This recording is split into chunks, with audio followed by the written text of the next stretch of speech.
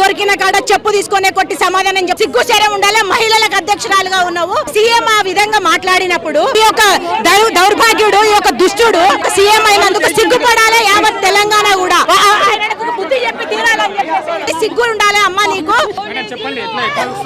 ఏదైతే నిన్న గాంధీ భవన్ లో జరిగినటువంటి ఎగ్జిక్యూటివ్ మీటింగ్ వాళ్ళ పార్టీకి సంబంధించిన వాళ్ళ పార్టీ అంతర్గత విషయాలు మాట్లాడుకోవాల్సిన సందర్భం అది.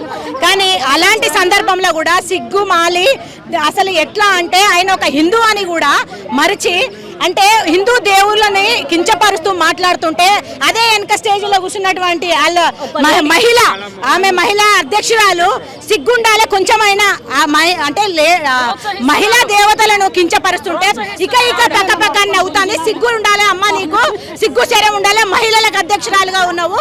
నీ కండ్ల ముంగతట నీ ఎదురుగానే సీఎం ఆ విధంగా మాట్లాడినప్పుడు నువ్వు వద్దా అని చెప్పాల్సింది పోయి నువ్వు నవ్వుతున్నావనంటే ఈ యొక్క హిందూ సమాజం అంతా కూడా, ఎందుకంటే ఒక్కొక్క ఇంటికి ఒక్కొక్క అమ్మవారిని మనము ఇంటి దేవతలుగా కొలుస్తాము. అంటే మన సొంత తల్లి కన్నా ఎక్కువ ఇంపార్టెన్స్ ఇస్తాము.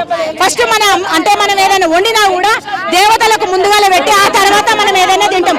అట్లాంటి ఈ యొక్క దౌర్భాగ్యుడు, ఈ యొక్క దుష్టుడు మన తెలంగాణకు సీఎం అయినందుకు సిగ్గుపడాలి. యావత్ తెలంగాణ కూడా ఇలాంటి ఈ రేవంత్ రెడ్డి అంటే ఒకవేళ నిజంగానే నువ్వు నీ ఫ్యామిలీని